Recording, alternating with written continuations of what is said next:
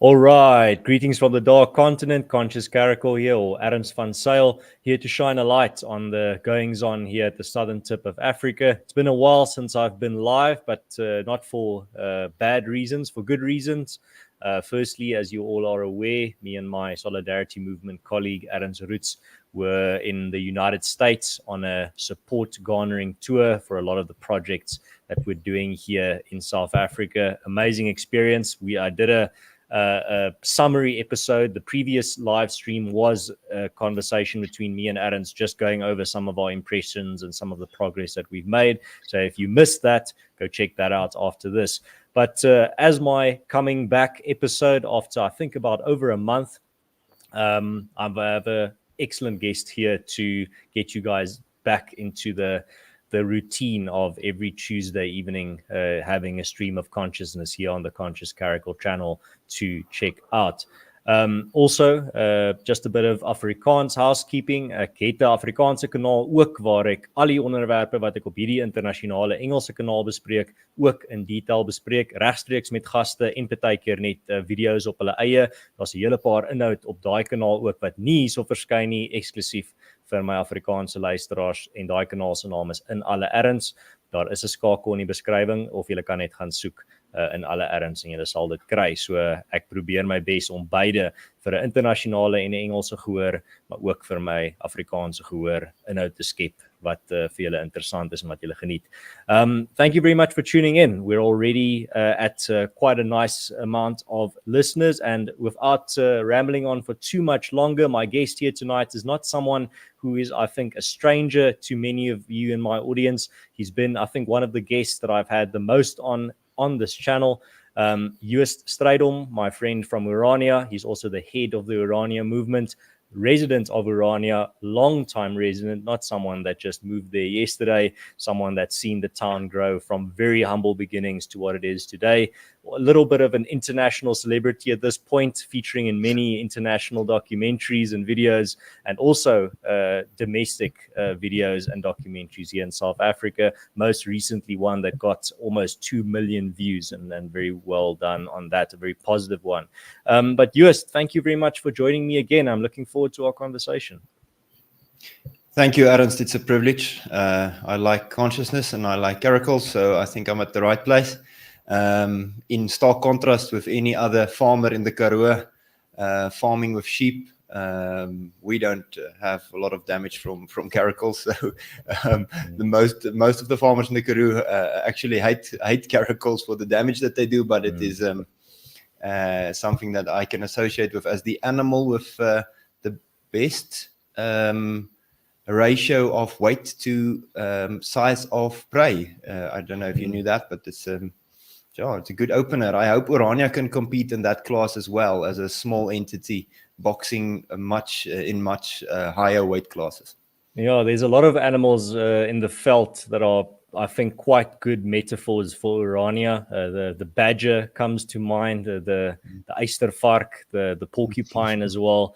And that's a principle that I think we're going to get into later in this conversation, particularly how do you punch above your weight, and how do you pretty much fight in an asymmetric fight where you're up against much more powerful and well-equipped forces. But just every one of these conversations that we've had on this channel, I always start off with the same question. It's a question that you are probably already tired of, and it's one of the questions where the cliche was always, Afrikaner teachers will always tell you something like, if I ask you this question at 3 a.m. in the morning, you should be able to answer the question in your sleep. And it's the question of, firstly, what is Orania? And then secondly, who can live in Orania? I think it's, even though it is a often almost forever repeated question, I think it gets to the very core and creates the foundation for any conversation about Orania needs to start with this question.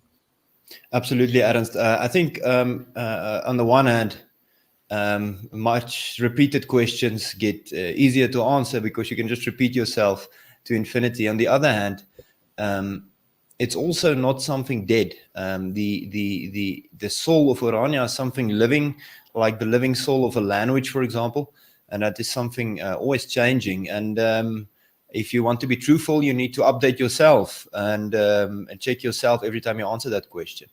in essence, I think Orania is simultaneously a lifeboat for a folk, a dying folk, a folk in deep trouble on a sinking ship. It's simultaneously a lifeboat and an effort to construct one of the mightiest ships that we've ever built.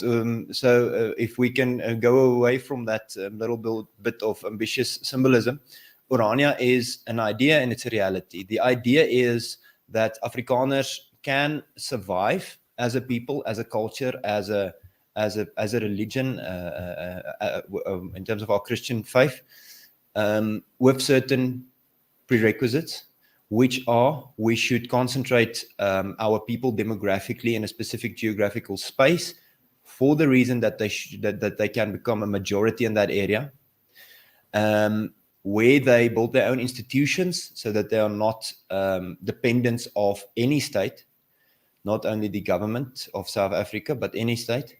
And furthermore, so that they can do their own labor for a multitude of reasons, of which the most important are, so no one can claim that they have been misused to build the Afrikaner future, so that the demographics can stay favorable for Afrikaners. If we do our own work, we are in control of our own destiny, and we're also demographically in charge of that. And finally, because we see labor as the Afrikaans word is an offer, a sacrifice. A sacrifice maybe is not the best translation, but something that we give to the Lord through the work of our hands. It's something that we do also in honor of God. So that is the idea, that Afrikaners should concentrate on one place where they build the future on own land with own labor and own institutions. And it's also a reality. As I've said multiple times on streams, that it's very easy to get like-minded people around the world, whether you organize them around a diet or an exercise or a political belief or fundraising for animals or whatever, like-minded people or people who like a certain architecture. So we're also working with the reality of a people that has been through a lot, that suffered a lot of trauma, that are currently suffering a lot of trauma, people that are economically denied, and more and more and more. So we also work with the reality of people, which is a very difficult reality to work with. Our folk, our people, our community is not a perfect people. So we also work with that reality. In essence, Orania is a community of about 3,000 Afrikaners who prioritize culture and religion, and in that sense made a choice to basically move into a very arid area in the middle of the desert to start a place where they are the majority.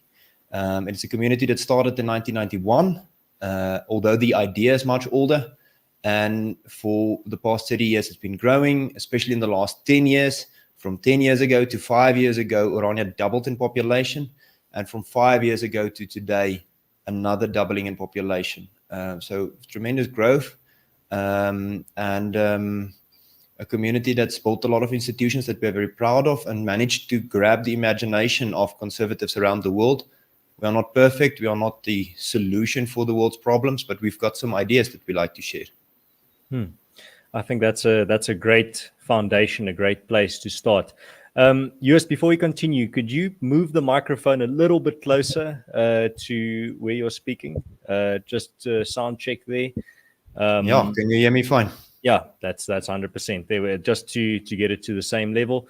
All right, and yeah, Joost, I think now that you touch on population growth, I mean, the doubling in that short of a time is already a big accomplishment. But I want to ask you about, you are probably, as the Orania movement, keeping a close eye on the statistics or the census of your town. What is the rate at which the population is currently growing? And attached to that, an additional question: at what rate is the economy of Orania growing? I don't know if you have the exact statistics there. If you do, I'd love for you to share it. Well, Ernest, I can at least give you a good idea about what is, the current situation, and that is as follows. Orania's population growth from about 2019 to today has been a consistent between 12 and 15% of growth on average. Right? for every year since 2019. Our record year of all time was 2020 for obvious reasons, where we grew in population of 16.5%. So that's in terms of population growth. Currently, it's about 12-13%, I think.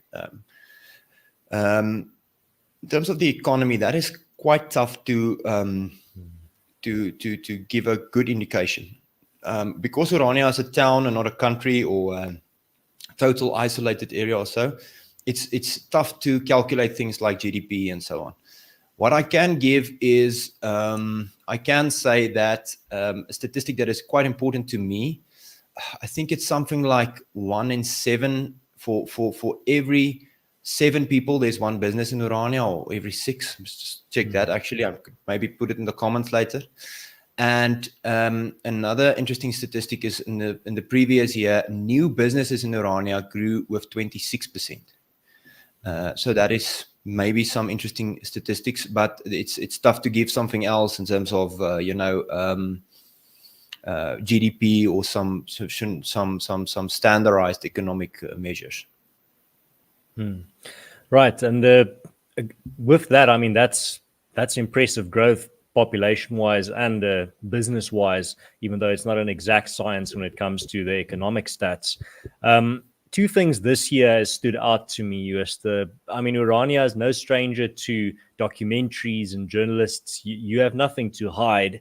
You don't show away journalists. Anyone and people that want to come see what you're doing, you open your doors to them. But also, Orania doesn't have a wall around it, so it's not like it's like any other normal town. You can just drive in there. But this year, something that stood out is 3 particular cases. So there have been many videos and documentaries about Orania recently, and particularly 2024. It's almost, I think, like the year that you've gotten the most attention from the online sphere in that regard. But 3 of them stand out to me, and I'd like to hear your thoughts on each of them just quickly. The first one is a positive story, is when Penwell the Black Pen, a South African podcaster and YouTuber, visited Orania to see what's going on there. Him and his entirely black crew came to stay there for a few evenings and to film what's going on in Orania, to do an interview with you, to do an interview with Karel Boshoff, to do a lot of filming about what's going on in the town. And that documentary was so well received. Those interviews, I think your interview already has hundreds of thousands of views, Karel Boshoff's interview as well. And what was refreshing about those interviews is that it's not the interviewer is just giving you the opportunity to tell your story. He's asking you, why are you doing this? Explain your success story. Can it be emulated? What you're thinking? It was very refreshing, but I think that's why his documentary or his interviews and his videos got such a good response, because he didn't come to Orania to push an agenda. He didn't come there to berate you or condemn you or show the world how pure and non-racist he is and how bad Orania is in comparison. He came there to find out for himself, but also to show his audience. And I found those interviews incredibly professional, very informative, even as someone that has visited Orania more times than I can count. And I think they were a very big asset and continue to be a very big asset for the town.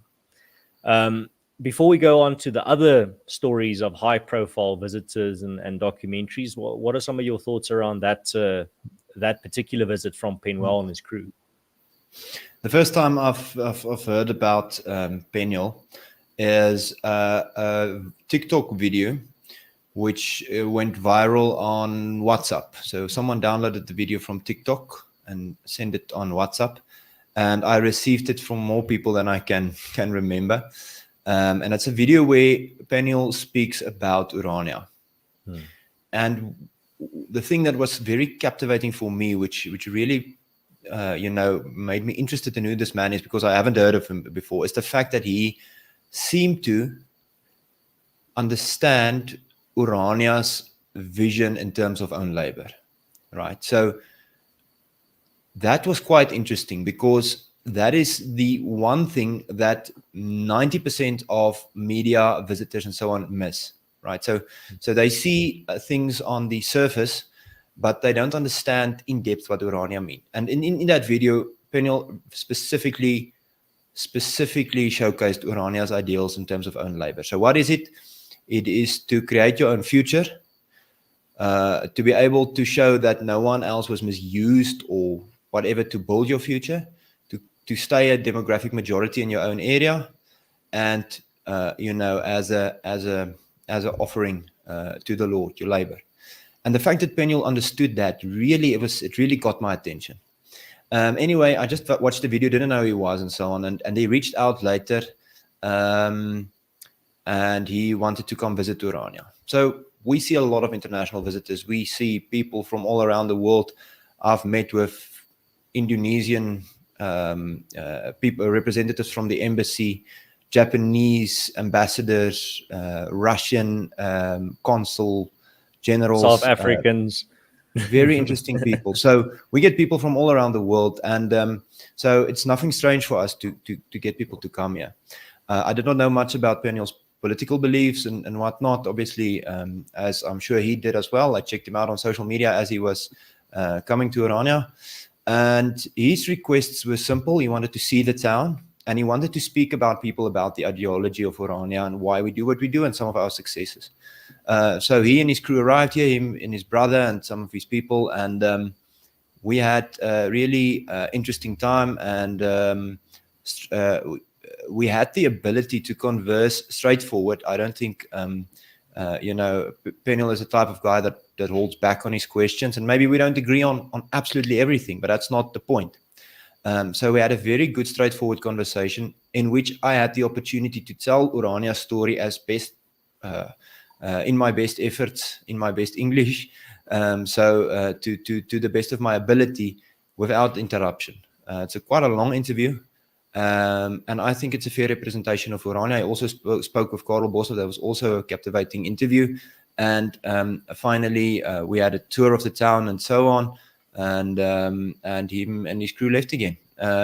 So that was really a good opportunity to set our case for someone who doesn't necessarily agree with everything, with whom I don't necessarily agree with about everything, or all political things, or religious things or whatnot. But it was just a straightforward, bona fide conversation in which I had the opportunity to set our case, and I have a big appreciation for that, as well as the fact that Peniel showed genuine curiosity. It's one of the attributes that people skip very easily. I mean, something that you don't find in the media, mainstream hijack media anymore.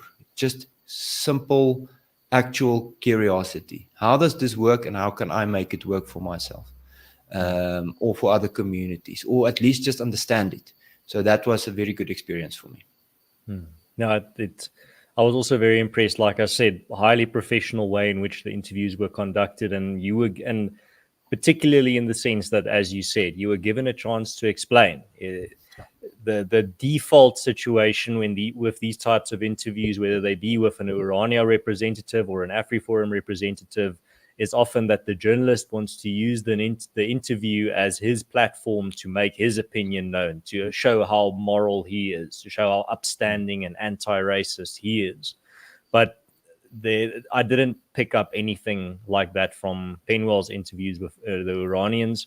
His interviews were particularly, as you said, from a place of curiosity. And I think that would be any, I don't know what the chances are of a journalist listening to this show, but if you are planning on doing a visit to Orania, that is the approach that I would recommend you follow, is not to even with a conservative or a right of the political spectrum angle. If you're going to Orania, don't use Orania as your tool to make your point.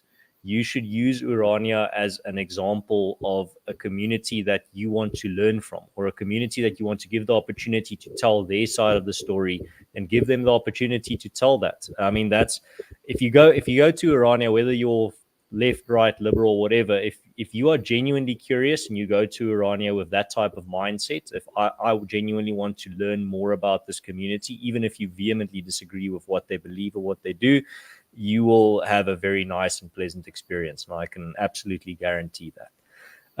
US, the second interview, or rather, I wouldn't say interview, rather hijack media episode that that got a lot of people's attention this year was when a journalist from England, I can't remember which, either the Guardian or the Telegraph, which one was it? Are you referring to The guy in the wheelchair? Channel The 4, Channel 4. Channel 4, yes. Channel 4. So he came there to do his own documentary, but he was the type of journalist that I just described, the type of guy that goes there to, he already has his story in mind. He already knows what type of story he wants to tell.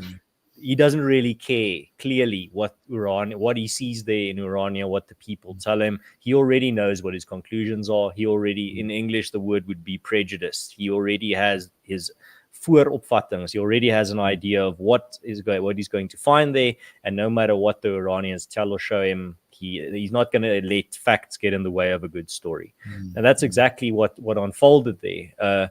Very unprofessional documentary. I wouldn't even call it. That's why I don't even want to call it a documentary. A very unprofessional hit piece.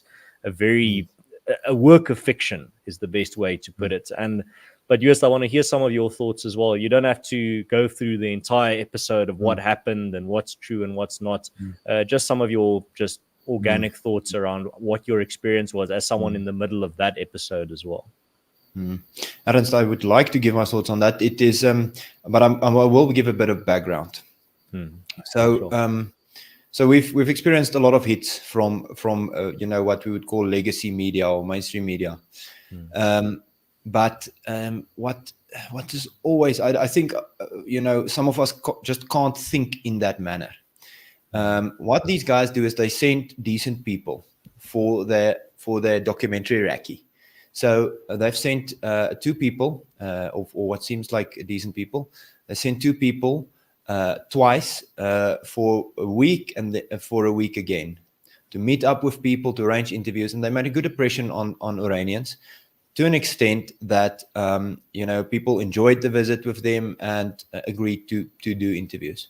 When the full team arrived, they came here with this Adi. Is a Nigerian British journalist, and he had no involvement in the pre-planning and clearly had his own agenda, but obviously not just his own, or the agenda of his overlords at Channel 4 or wherever they are, and set a total different tone. So one would think that professional journalists just are open-minded and think in those terms.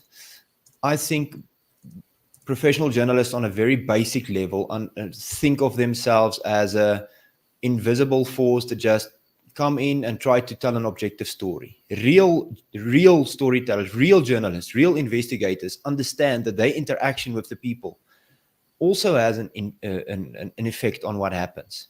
So you can either do it on an ethical way, or you can do it on an unethical way, and try to cause drama with your presence. And what these British journalists did was exactly that. They tried to cause friction and drama from the very first day. Iranians are not people that like.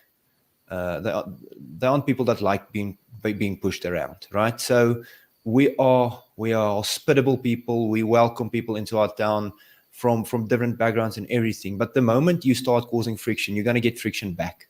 We are not to be pushed around.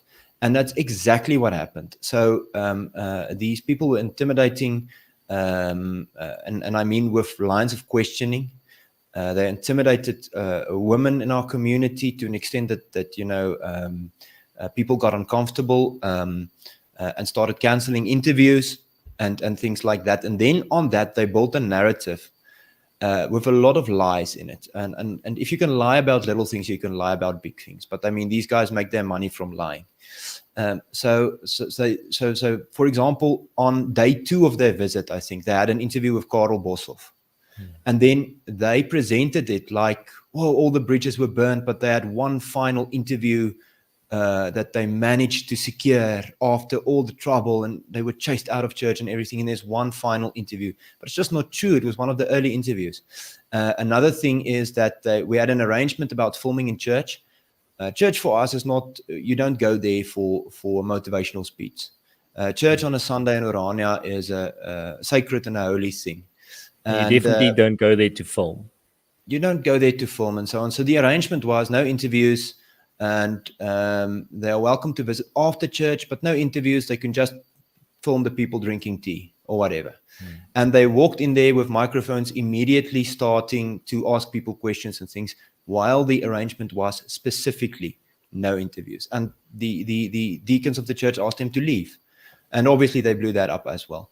In the end, Ernst, we get very angry about things like that. But in the end, the positive reaction of conservative Brits or people from the UK who watch this and immediately know the way that Channel 4 acts in general, and immediately knew that it was such a cheap hit piece that people could see right through it. We got a lot of donations after that, a lot of new friends, a lot of new people following us, and so on.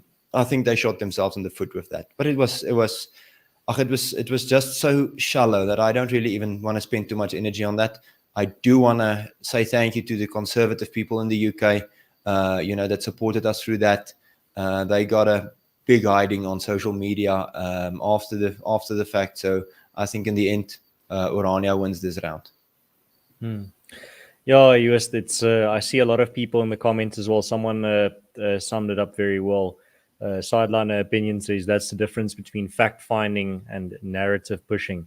But you said something there at the end which is very important, and that is we shouldn't underestimate the intelligence of the supporters of projects like Orania and like any Afrikaner organization like AfriForum.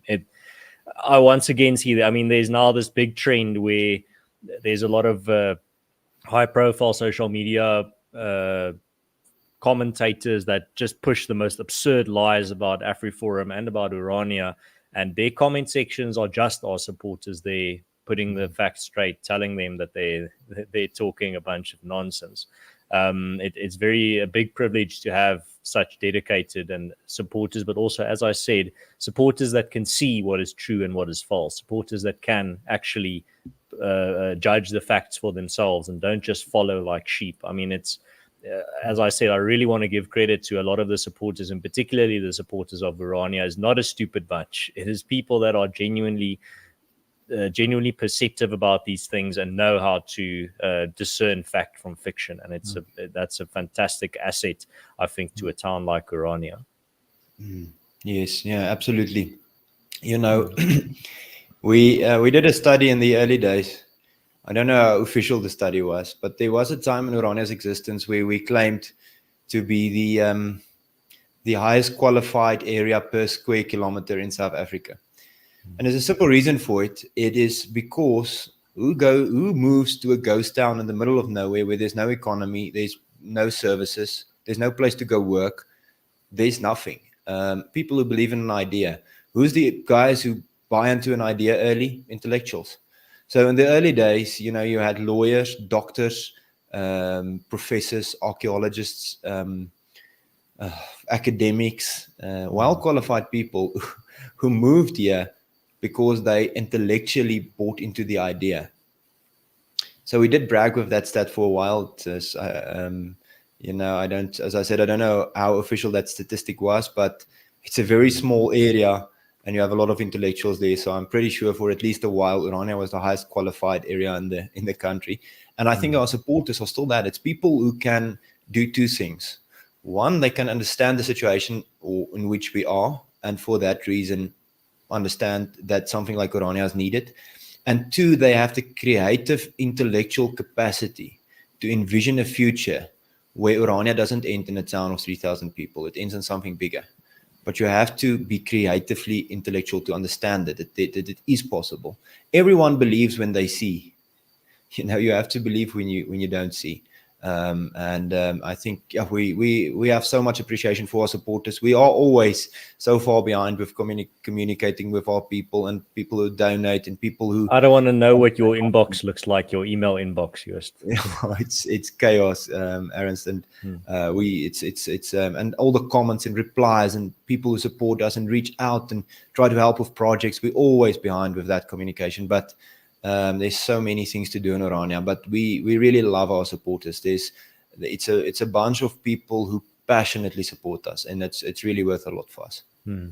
I can say from experience, I mean, I've had probably at this point literally thousands of conversations in Orania, and even the Iranians, from the intellectuals that you mentioned to just the people that live there but don't take part in the academic conversations, they all have a very clear idea. They always have fascinating ideas about Orania. You can see everyone who lives there constantly thinks about the Orania idea, the Orania image, and they have very, very well developed thoughts on Orania. They all might not agree. They all might have some opinions that clash about the direction of Orania or what Orania should be or strive to be, but they all are, you can see with any Iranian that you talk to, they are constantly thinking about these things. They don't just take things for granted. They don't just leave it to the smart people, the academics to make the plans and we'll follow.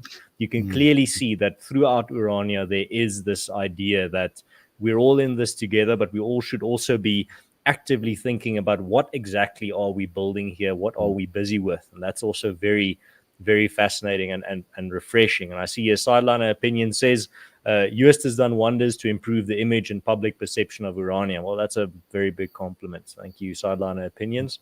Also, to everyone asking questions, I will get to your questions. I am marking them here, so don't worry. I haven't missed them or forgotten them. I will get to them in just a moment. Joost, I wanted to talk to you maybe quickly, just ask you about the last big documentary that was there before I move on to the next topic, and that was, I think, the Wide Awake podcast. It's the biggest video I've ever seen about Orania. It has almost 2 million views, and it's people from Cape Town that made it, and it's relatively positive. It's not a hit piece. Just your thoughts there on that experience, working with them and how they were there in Orania before we move on to the next topic.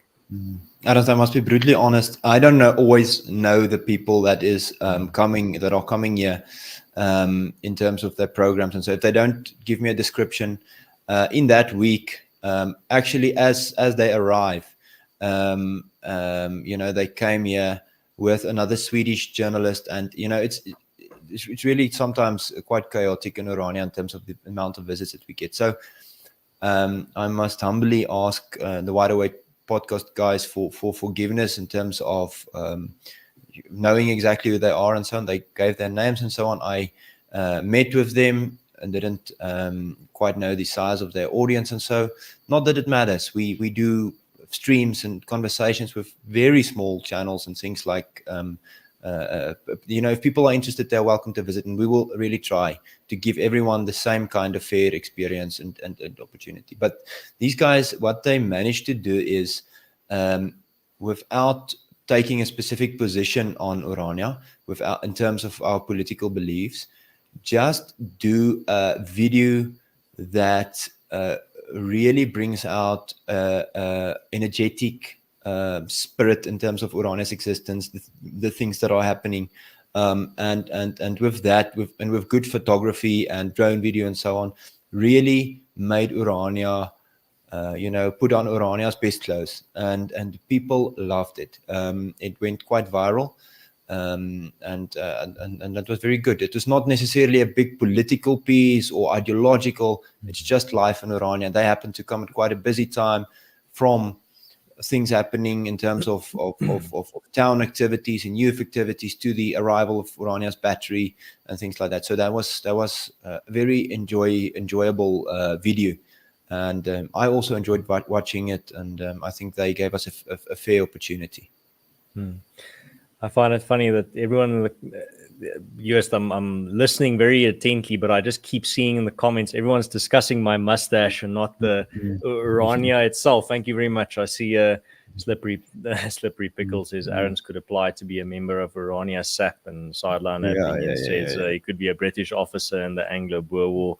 But Joost, I on a serious note, I prefer the former to the latter, Aaron. me too, absolutely. Joost, the next thing I wanted to talk about is actually something that I want it to be the backbone of this conversation. It's a theme that I picked it up in the United States when me and Adam's roots were there, and I pick it up in your interactions on social media on a very regular basis. And that is the question, a very simple question that's just constantly repeated in many different forms, and that is what if, what if, what if, what if, what if. And it's a question we get from Americans, from Europeans, from Afrikaners, from non-Afrikaners. But most of it comes from a good place. Most of it comes from genuine concern or genuine curiosity of, for example, what if the government expropriates Orania? What if it's an absurd example, but what if tanks roll into Orania and the government sends the military to Orania? What if this happens or this happens or this happens?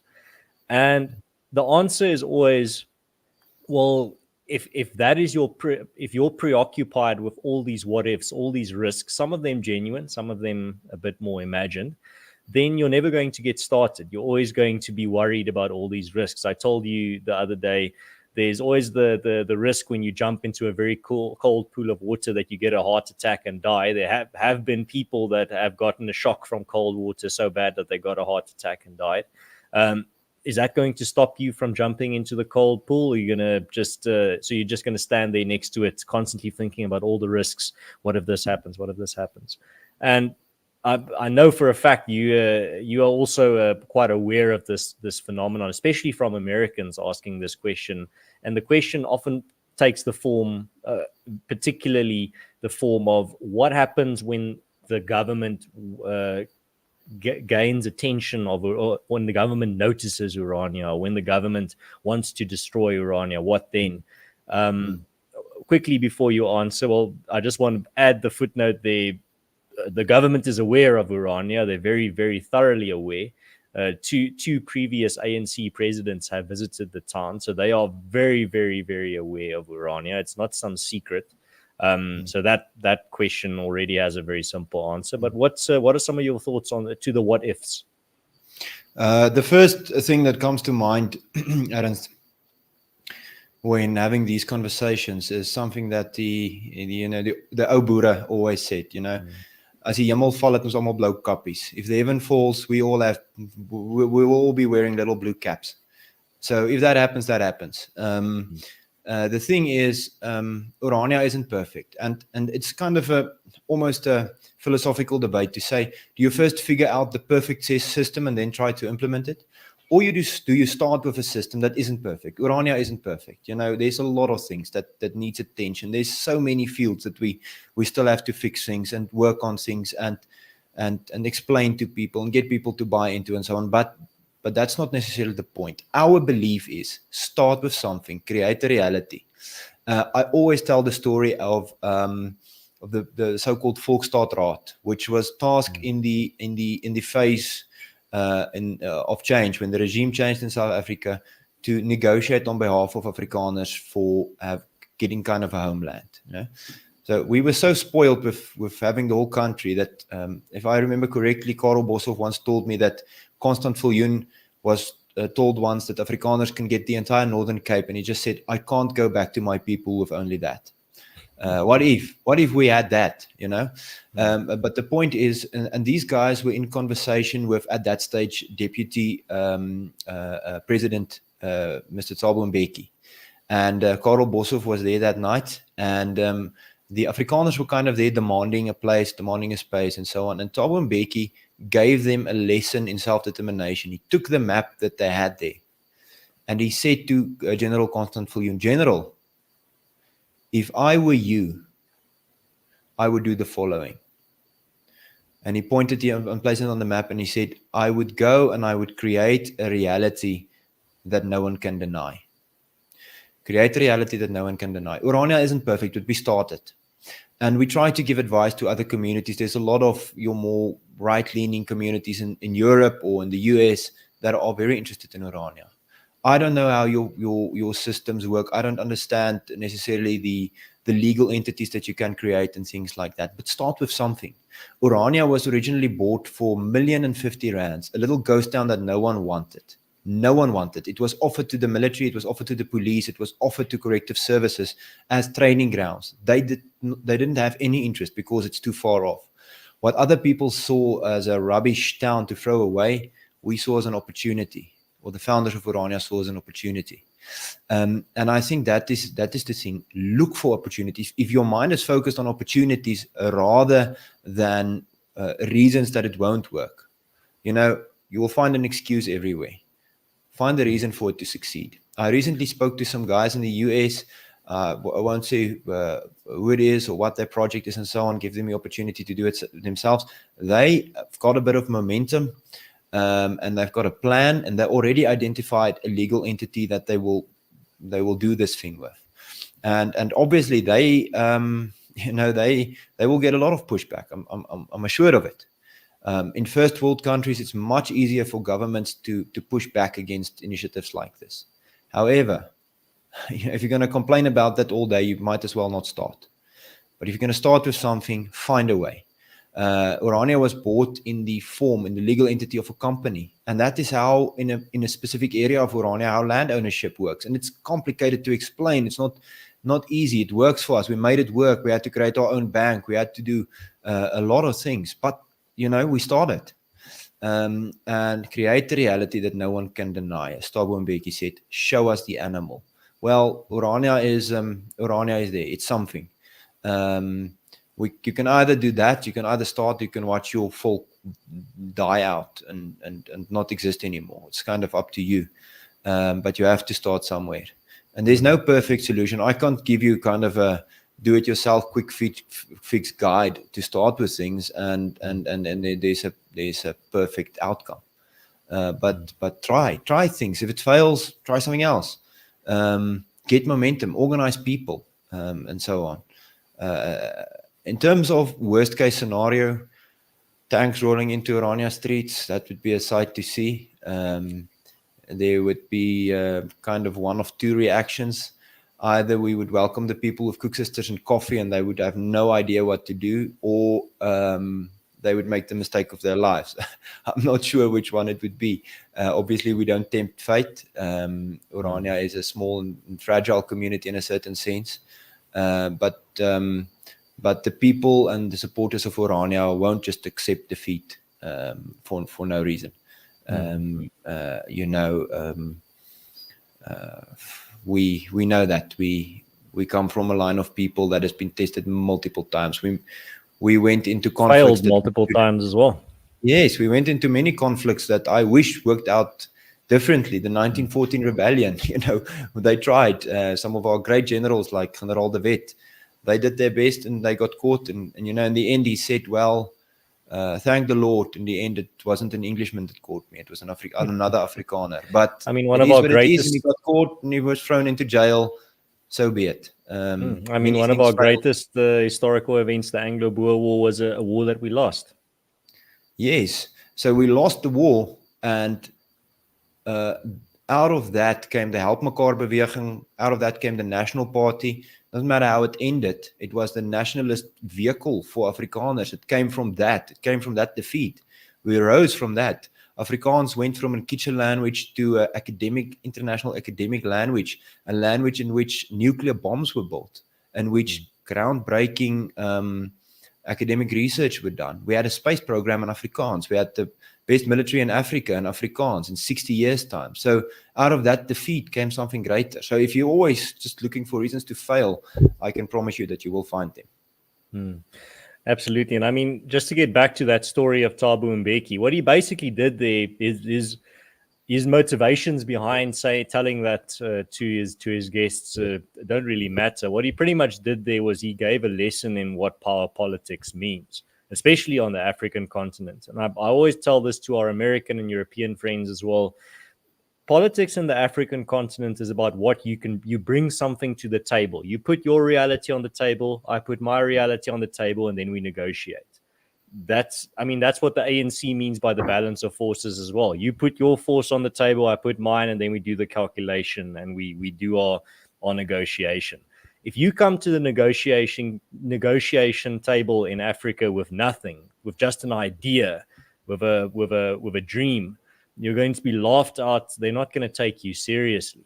In Africa, and this is, like I said, in general, in power politics, it's about what you put on the table and how much that weighs. It's not about how moral your idea is, or how perfect your idea is, or how great the theory is, or how many books you've written about your idea. It's about how much that idea weighs when you put it on the table. Yes, And that's what exactly. Meki said. I want to come in there. This one of the things that can irritate me into oblivion is when people claim, well, we have the Accord on Afrikaner Self-Determination, we have the constitutional right in Article 235 to self-determination, we have the Waldi Musa claim or declaration in Parliament that the right to of the pursuit of Afrikaner self-determination is legitimate. Where's our Volksstaat? Do you think it's gonna, come down from heaven, descend from heaven and just appear before you? Do you think that right means anything? Let me ask you this. Is the constitutional right to life, which is guaranteed in South Africa, who guarantees it? Because it sure is, not the police. They're not guaranteeing it. In the rural areas of South Africa, what does that right to life mean? The right to clean drinking water, who guarantees that?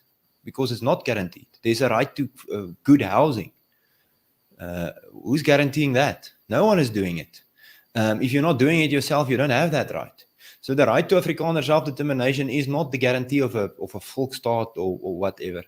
And there's this absurd claim that Orania was somehow an exchange for that original promise. The ANC somehow promised us our own area, and now we settled for Orania. That's absolute nonsense. Those rights are there. People should take them up if they want to use them. Grab it and create a reality. But no one is going to give it to you. You have to build it, and that is kind of hard. Especially if you come to the further realization that if you use other people to build it, other nations, whether that be Polish, Chinese, or Zulu, or British, or whomever, if other people is going to build it for you, they are going to be the majority. So not only do you have to take the initiative, you also have to do the work. Well, now it's not so nice anymore to get that idea. And I'm not criticizing anyone, but I'm genuinely telling people the only way that we are going to get a reality in which we can make certain political decisions for ourselves, a reality in which there are a culture as the Afrikaner culture, a reality where we can without a doubt practice our Christian faith, and the reality where there might be one day Afrikaner freedom, is if we build it. There is no large claim that's just going to, snap our fingers and then it's there. And then we can just kind of go on with our lives, keep, our properties, stay where we are, and we just have this new reality where, everything is wonderful and there's no more potholes and load shedding. No, it doesn't work that way. You have to build it from the ground up. It's a frustrating and a tough process.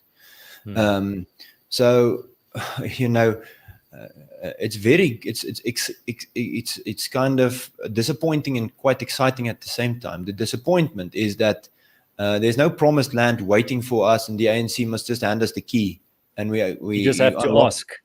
You unlock the key and we drive in. That's not happening.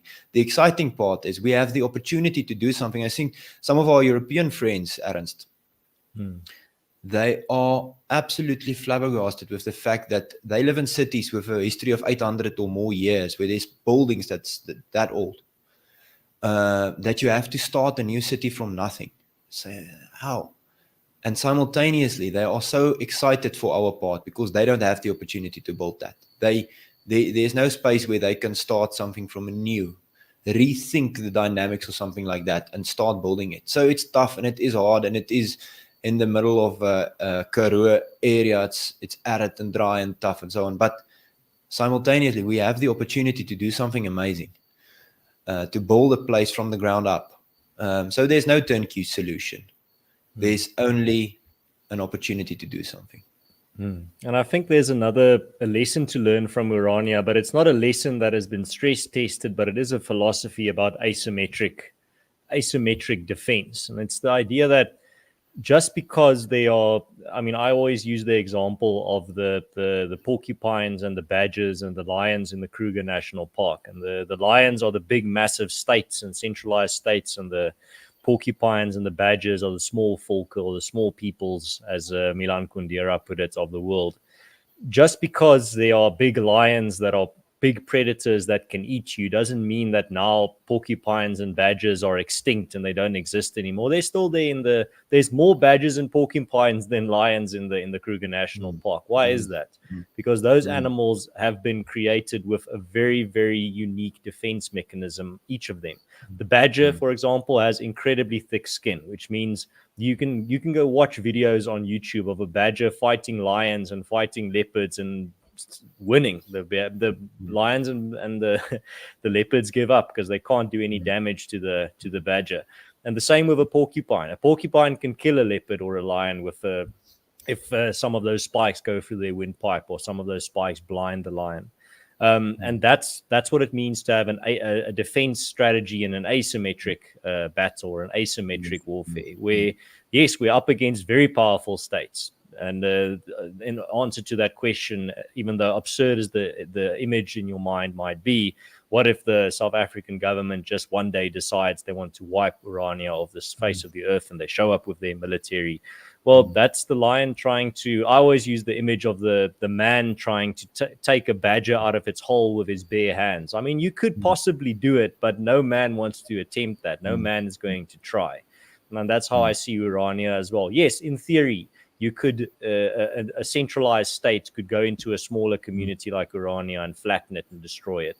But that is the man trying to get the badger out of the hole with his bare hands. And I don't think even some of the toughest Afrikaners that we've met will can't seem to offer. They will have an appetite to try that. Even if they're big and strong, they're not going to want to try and get that badger out of that hole with their bare hands. Yes, Ernst, I think, someone could fly over Orania with a multi-million or billion-dollar aircraft and drop a nuclear bomb on it, and it will be over. But what will you do in that scenario? Do you have a plan? Yes, we will have a secret plan that we immediately will roll out then, and we will all survive. But no, I mean, theoretically, I guess that can happen.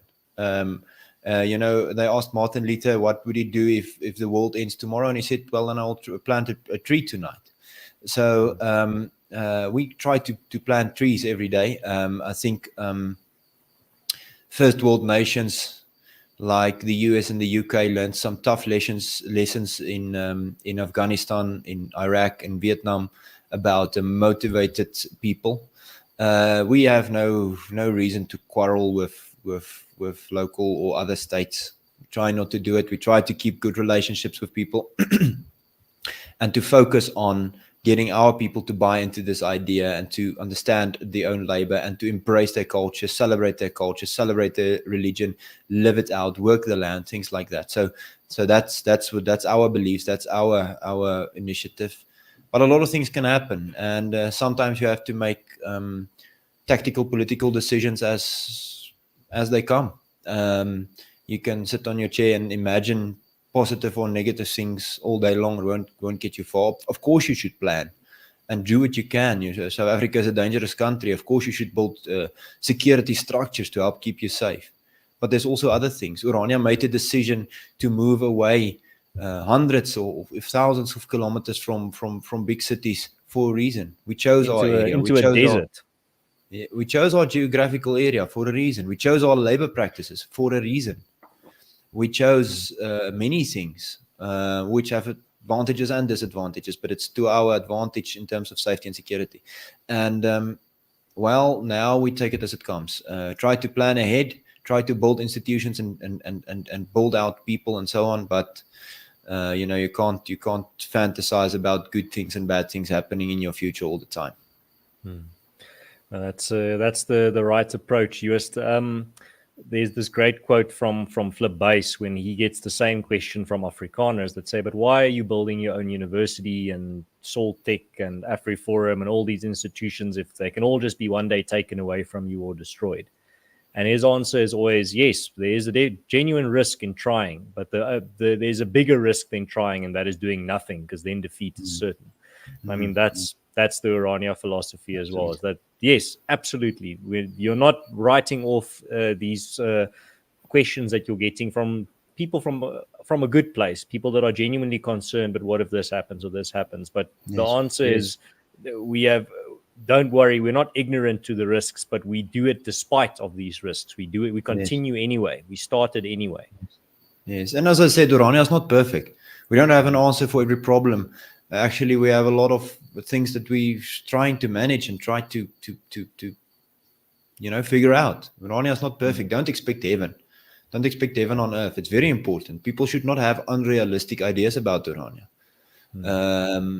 But I think it's an inspiration for other communities in terms of the amount of communications that we receive, people trying to do something similar.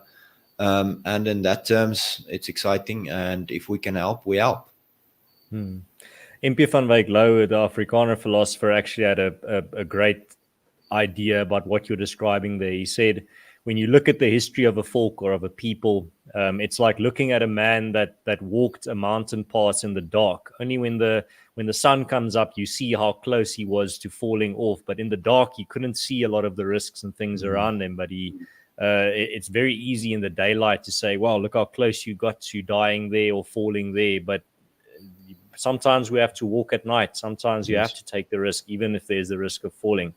And he said it's easy to retrospectively then look and say you should have done this or that, but that's not the place where we find ourselves today as Afrikaners. Joost, I've neglected the questions from the audience up until this point. I'm going to give them some attention in no particular order.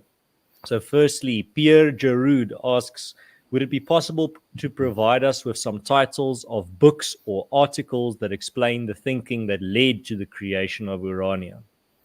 Well, they're all going to be in Afrikaans, unfortunately. That I can already spoil for you. Yes. From the very early days, the days of Sabra, which was the think tank that led to the creation of Orania, there are some books. They are not available really online. A resource with some quite academic sources on Orania's early days would be the Vryheidsstichting. Maybe we can link in the comments later. It's a research institution in Orania led by Karel Boshoff. They managed to digitalize some of the early manuscripts and things about Orania, and maybe people can look into that. I will try to find some sources on that. There are some books, as I said, they're not really available for ordering online. It's not something that's well known or published or whatever, but maybe that's something that we could look into. We are actually looking into creating just a PDF that people can download with just some of our simple, basic ideas from Orania's early days and how we implemented them. So maybe that helps. It's not ready yet, but we are looking into doing that. For the rest, people can order Prof. Karel Boshoff's book. It's from the Orania Movement. That is something that we could do. Could shoot us an email at inligting@orania.co.za. That's maybe a source, but yeah, I'm afraid there's not really enough good info. I can quickly answer this. Skylong asks how many people live in Orania at present. About 3,000. We talked about the population growth and how that's growing at the beginning of the stream, so you can rewind and see the detailed answer there from Joost. Pieter Swart, Afrikaner that I had the pleasure of meeting at AfriForum's recent Congress. You were also there, Joost. You also met Pieter. Pieter asks, is there plans to maybe turn Orania into a student town like Port Stellies, or maybe an academia campus? I know for a fact there's a lot of educational institutions there in Orania already. Joost, how many can you name off the top of your head? Orania moved from our tertiary training institution, which is very inclined into the technical trades. Started in 2019 with 5 students. 2020, 50. It's now 125 full-time students and some part-time students extra as well. Very exciting news. Just a sideline. They launched civil engineering diploma this week. I think as recent as yesterday. That would be open from next week. So people can look into that. We focus on electrical, electricians, plumbers, People that construction. build. Yes, people that build. We're building the Afrikaner city, and we need those skills. And then home-based care or frail care, more focused on female students, and then obviously the civil engineering and early child development, which is a new course as well. So and the big one, actually, I think about 60% of the students is at the agricultural college, which was launched last year. So it's in its second year now. Also quite exciting. So about 125 students in a population of 3,000. Very exciting plans. People can watch the video on our YouTube as well. They have now published plans to have beds for between 600 and 1,000 students in the next 6 years. So currently there's 3 dorms or koshuise, Residences, dorms, residences, and one part-time, or not part-time, like a city residence, where you only participate in the culture and the things and the sport and so on, but you stay on your own in your own apartment or flat or whatever. And there's big plans to grow that, in terms of building the residences, between 600 and 1,000 beds that needs to in the next 6 years become a reality. So definitely Orania is going to have more and more the character of a student city. What we also are doing is very interesting and quite exciting. The way that we are developing according to our city development plan is as follows. And if you drive through Orania, you will see, for example, this Thursday there's a opening or a start of construction ceremony. We call it a soy spit ceremony in Afrikaans. I don't know what it is in English, but we're taking the steps of building the new werksgebouw, or the work building, with a lot of things, also including office space and student housing. And now the current building next to it is the same. It's also office space and student housing. So what do you have? You don't have a CBD that goes empty at night. You have office workers during the day, and at night the students return from classes, so they are there at night. So the area is always alive. That's next to the new old age home, next to the hospital, next to the gym, next to the liquor store. So no, a tongue in the cheek, but on a serious note, is that live interaction. You have young people and older people. You have workers and people who reside there. So you have a mixture, and that's how you create a living city. It's very exciting.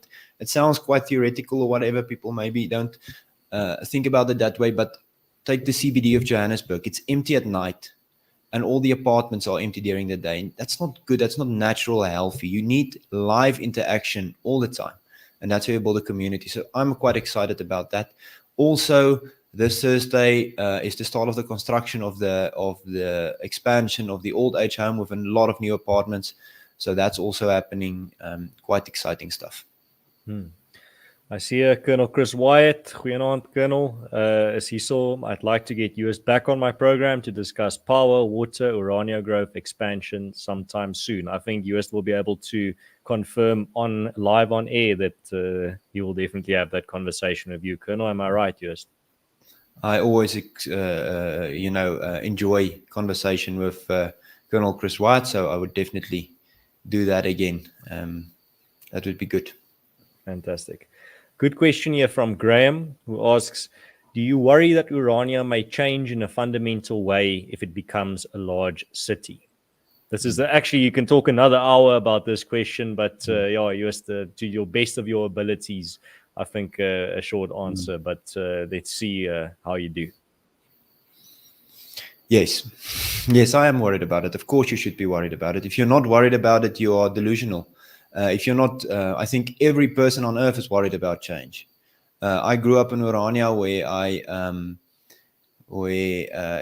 there's, I don't know what the English word for dubbeltjie is, this little Afrikaans, I always want to call them Afrikaans sons, The entire town, you couldn't drive a bicycle, you couldn't walk barefoot because it was just double keys everywhere. And I remember my father said the day that you could walk through the entirety of Orania without stepping in a double key, you will know that Orania is going to make it. In the early days, it was not sure yet.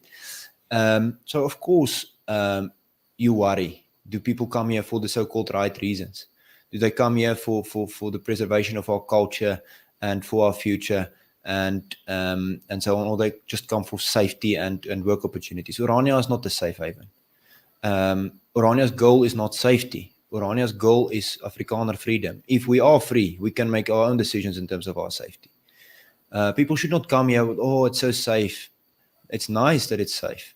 It's a privilege that it's safe. It's our responsibility to keep it that way. So yes, I think especially people who lived here for more than 20 years, they are quite concerned. Things change, I remember as a young man, final years of school. So one of my friends got a motorcycle, and it was in a very bad state. The clutch was broken, and the petrol cable, he pulled it with a vice grip that he attached to the cable itself to pull the petrol, and so it was not roadworthy in any fashion. As a matric lighty, he drove around town, made a lot of noise, and he once he told me, "You're going to be so proud of me." I started stopping at stop streets, at stop signs.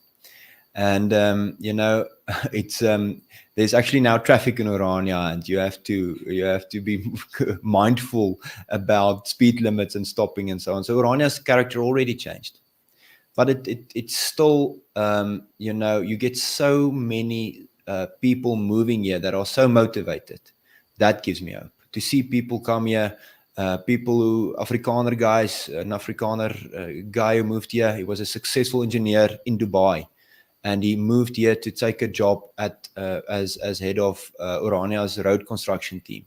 And now he moved into a position where he can work as an engineer again and so on. But he recently came, and he's fiery with passion for the Orania idea. You get guys that move here from England, where they had good careers, Afrikaner guys, and they come back, come back home and come help build Orania, and people that makes you excited as well. So obviously there's a worry about the future of Orania, but it's our responsibility to keep people aligned with the idea and motivated and burning with passion for the idea. If we fail, it fails. So rather embrace the responsibility than criticize people who are arriving now. I think that's the thing. Another great example is one of the residents here in Orania, a quite famous writer, Dr. Louis Botma, he once said, he's also worried about this thing, but he served in 3-2 battalion in the border war. And he said, well, it was the same thing there. People came there, from all backgrounds and with all kinds of ideas and so on, and they merged into a unit that worked together. And, sometimes you have to take the people as they come here and then merge them into this bigger ideal where people work together for our end goal. If people come here ragtag and they, with whatever background or wherever, or whatever economic or cultural realities, it's our responsibility to merge it into an effective unit to embrace our future. Joost, the very easy question. The Mork Rock Show asks, what fun things are there to do in Orania? And I know this is another question that you can answer for 30 minutes if you wanted to. I mean, there's a lot of fun stuff to do there. It depends on what type of person you are. There's no fun in Orania. There's only meetings, Ernst. All we do meetings is we hold meetings and meetings and meetings. Very little or very few things in terms of organized fun. If you're a part of the modern, especially younger people who are so used to get into to being entertained by someone else, go to the movies, go to 10-pin bowling, go to whatever. There's not a lot of places to go to where other people entertain you. There's a lot of opportunities to entertain yourself.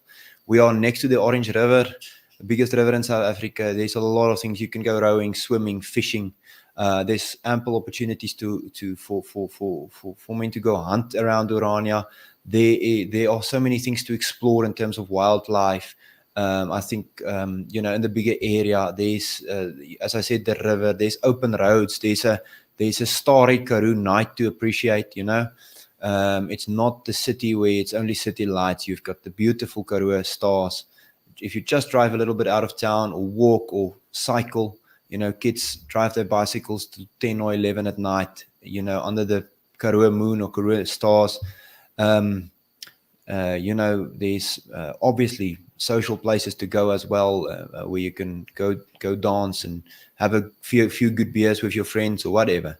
But you have to take up that responsibility yourself. There are few things where you are entertained by someone else. You have to entertain yourself. We obviously have good functional things like a good municipal swimming pool, like going on boat rides on the Orange River, or things like that, or do the Orania Movement town tour, or visit the museums. We have those things, but in the end, the most fun people have in Orania is things they organize themselves.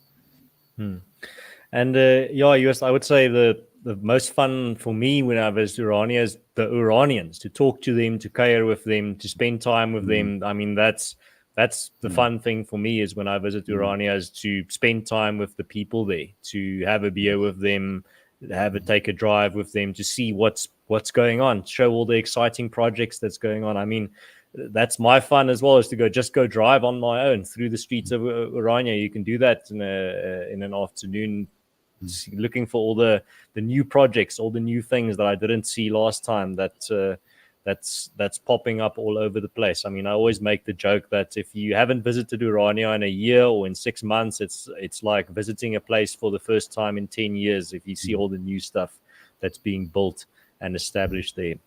I see here the next question here is from Jeffrey Morrissey. Very practical question. Are you dependent on Eskom for your electricity? Easy answer is yes. But there's a little asterisk to that.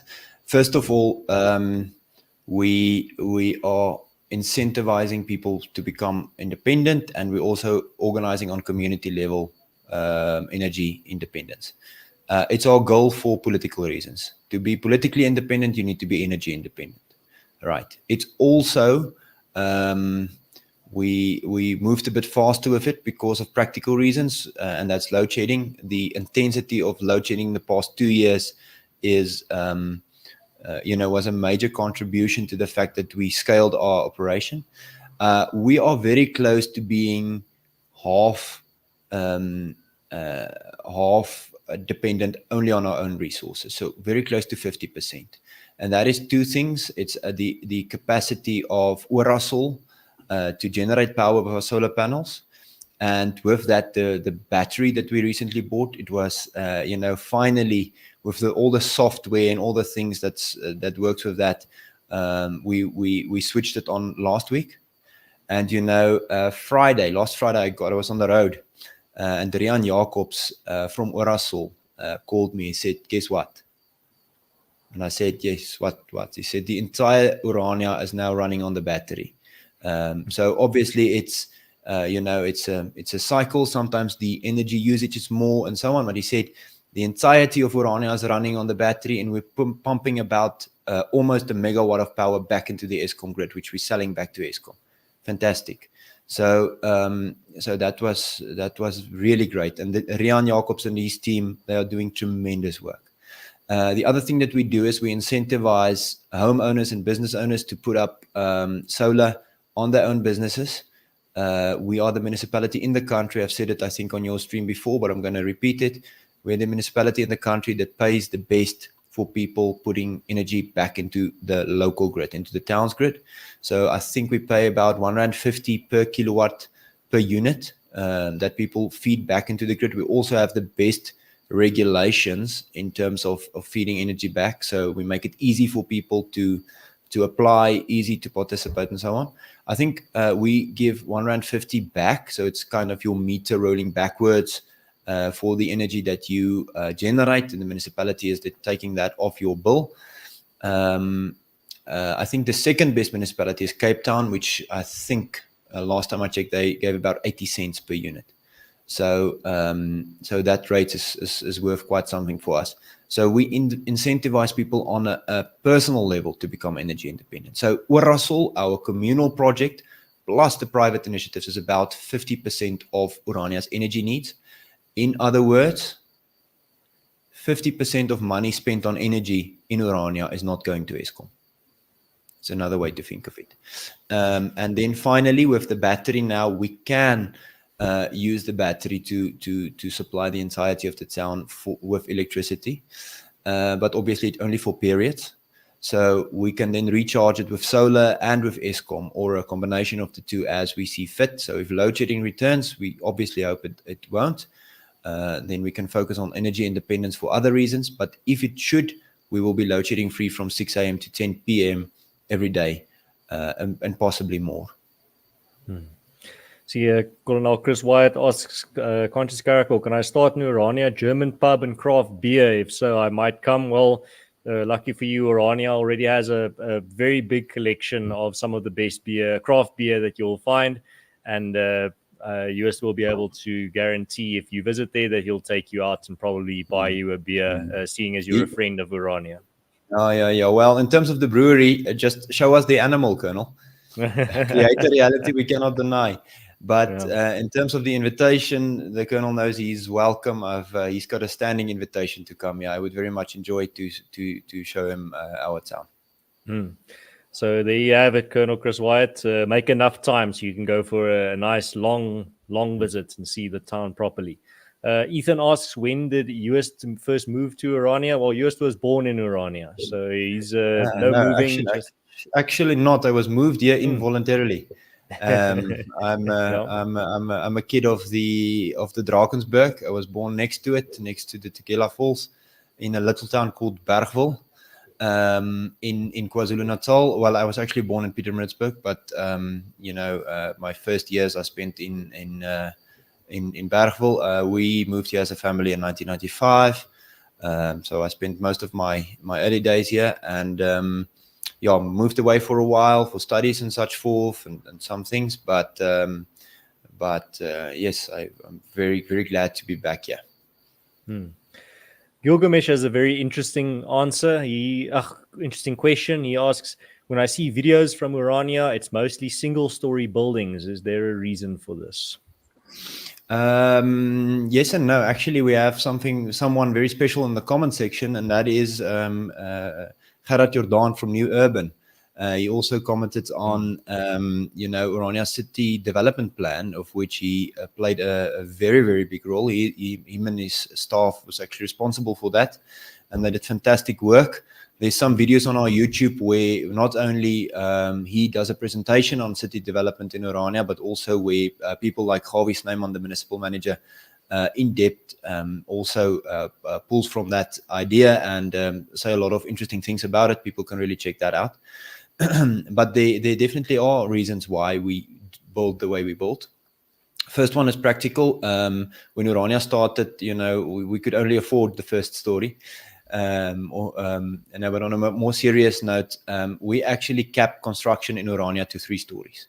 So we only now we see the construction of more 3-story buildings. I think there's some older 2-story buildings, but we want to build a city with on Western standards, with Afrikaner culture, and a Karoo influence, while maintaining our deep identity, for the past few thousand years, but specifically our Afrikaner identity. So what we want to build, Afrikaner people are people for the openness, for the veld, for nature.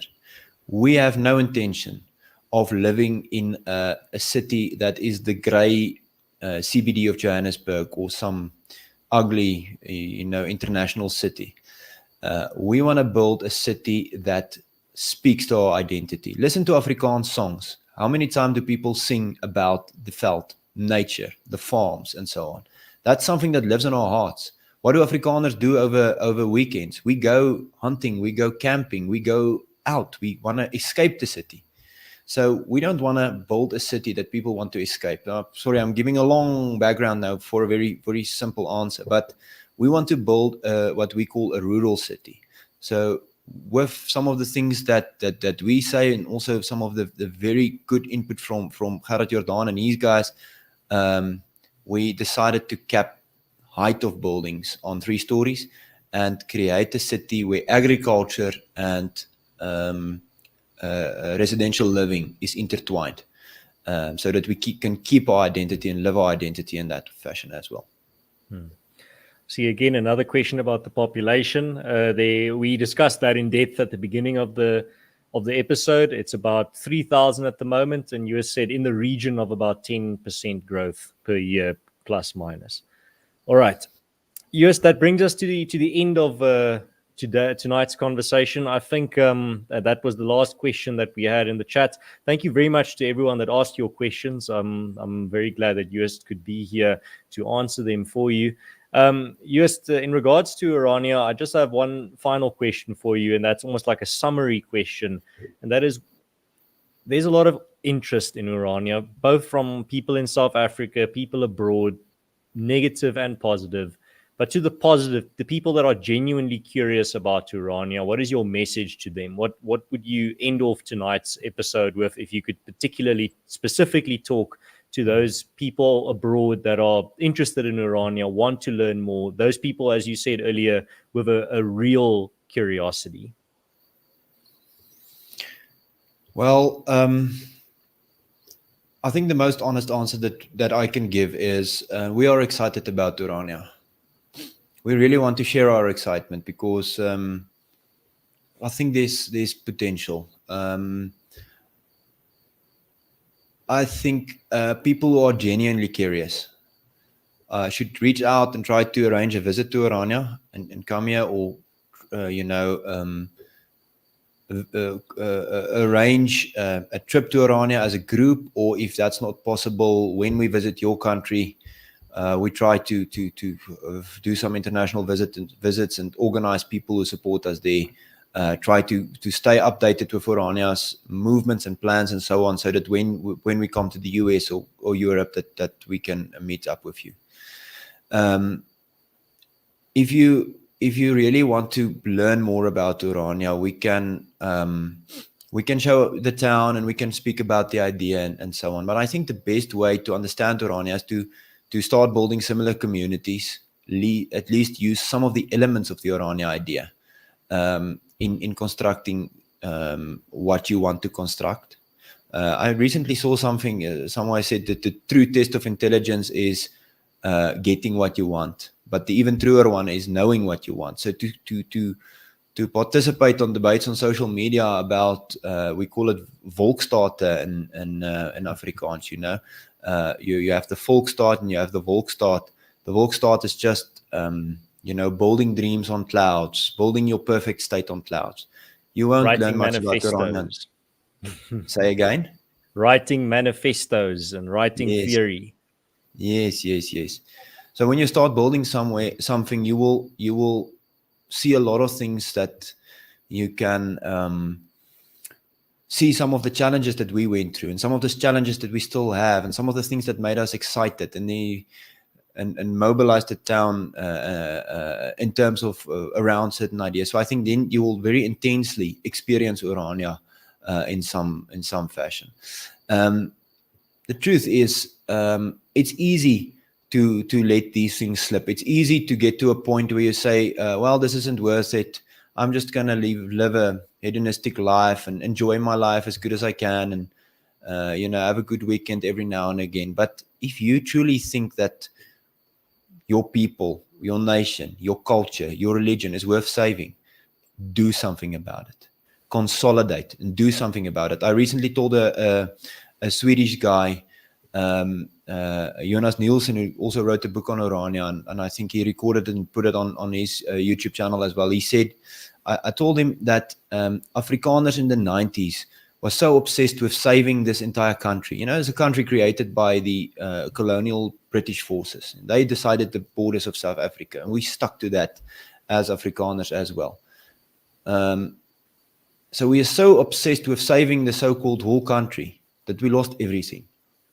And my warning to people abroad, specifically in Europe, is if you're going to try and save everything, you're going to end up losing everything. Trying to save 100% will cost you 100%. I don't know if it's 10 or 25 or 19% that you should focus on, but leave It's the military medical term of triage. Cut out. If things won't survive, let it go. Focus on what you can save. Focus on where you can build. Go with that mindset of a paramedic arriving on an accident scene, because that is what it is. Afrikaners went through an accident that is so traumatic that we still don't know how to handle it. And the people in the US and the people in Europe is heading in the same way. They're driving into an accident which is going to be so traumatic they won't know what hit them. When you arrive on that accident scene, think like a paramedic with clear and concise thought. Focus on what you can save. If you save 10%, you have 10%, and that 10% might become your new 100%. Focus on that, and you can grow again from there. But trying to save everything will cost you everything. And I think that is maybe the final thought I can leave with people. 1, start. And 2, focus on what you can save. Consolidate your people in one place geographically, organize them around central ideas. But if you still think in old terms, you will end up having old results. That's a great place to end it, Joost. Thank you very much for your time again. Once again, thank you for all your insights that you always bring to these conversations about the place that you love. And thank you everyone that tuned in. My last question for you, Joost, is simply, where can people go to support Orania? People that want to help, people that want to help Orania grow into the Afrikaner city. Most important place is to start sharing the Orania idea. We need political support. We need friends. It can be very lonely to be an Afrikaner in South Africa if with all the international forces united against you sometimes, and local, communists. So we need friends. We need people who support us more psychologically and morally than anything else, and obviously keep us in your prayers as well. But if people feel that they would like to donate to Orania or some of our projects, they could check out orania.co.za. All the links are there. They could check out our Facebook page, which is just Orania, or Instagram, Orania Beweging, Orania Movement in Afrikaans. You can check that out. They could check out our Twitter or X. And all the links are there. If people want to donate, we use that for either infrastructure or legal battles, or building our institutions, whether that be safety or security or medical or whatever, where we can contribute to some of the institutions locally. So if people feel to donate, that is very welcome on our webpage. But more importantly, we want a good friendship from solid people. Well, thank you very much, Joost. I highly encourage people to help where you can, donate where you can, support and share where you can. And also, thank you very much for tuning into this episode of Stream of Consciousness. If you enjoy this conversation and these types of conversations, you can subscribe. Also, if you're watching and it's no longer live, you can still take part in the conversation, still ask your questions, put them in the comments section. I read all of them. And also leave a like. That helps out the show. And also share with all your friends and family. If you see someone that has questions about Orania, you can use this as a source. Send this conversation their way. Tell them that it covers most of what Orania is about and what it wants to achieve. And I hope everyone has a great rest of the week. And then, Joost, all the best to what you're doing there in Orania, you and all the Oranians. I hope to see you soon again when I visit again. Always a pleasure. And we'll speak again real soon. And then also, I think we'll definitely speak on my Afrikaans channel as well in the near future. As I said to people, if English is not your thing, I'll make sure that there's an Afrikaans version for people to enjoy as well. Thank you, Ernst. It's a privilege, always a privilege, and thank you for the work you do as well. Well, that's a nice place to end it. Thank you very much, everyone. Have a great evening. Enjoy the rest of your week. And I'll see you guys next week for another episode on this channel. Cheers, guys. Have a good one, and God bless.